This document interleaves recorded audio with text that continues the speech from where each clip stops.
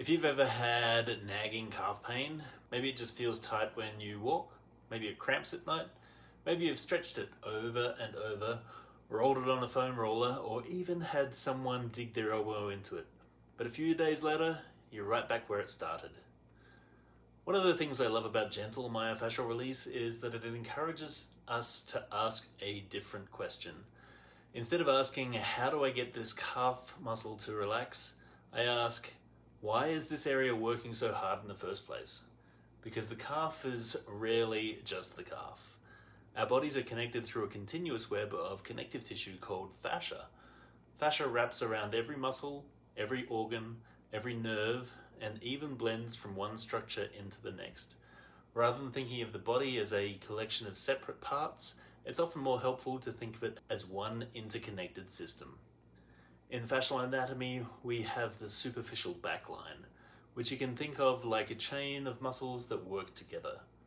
The superficial backline runs from the bottom part of your feet through the plantar fascia, into the calves, up the hamstrings, through the muscles and fascia around the pelvis, into the muscles alongside the spine, over the back of the head, and all the way to the forehead.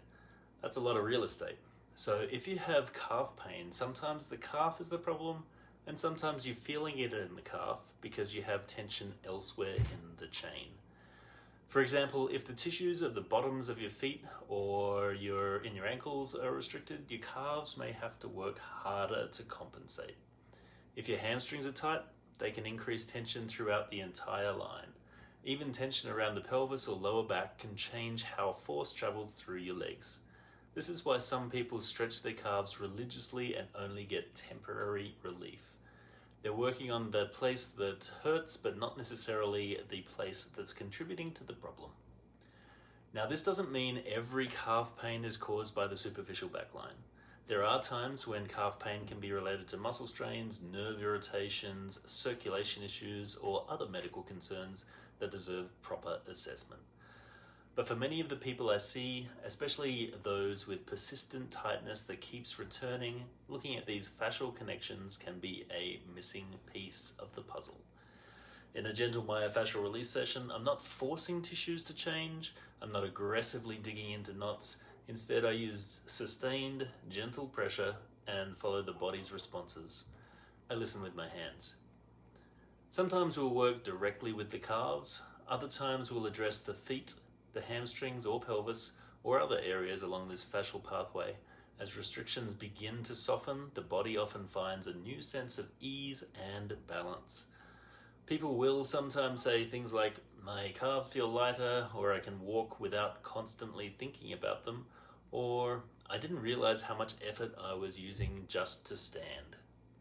That's because when we reduce unnecessary tension in the system, the body doesn't have to fight itself quite so much. If you've been struggling with calf pain that keeps returning despite stretching, strengthening, massage, or foam rolling, it might be worthwhile looking beyond the place that hurts. The body tells stories through patterns, not just isolated symptoms. And sometimes helping the calf means listening to the entire line that it's connected to.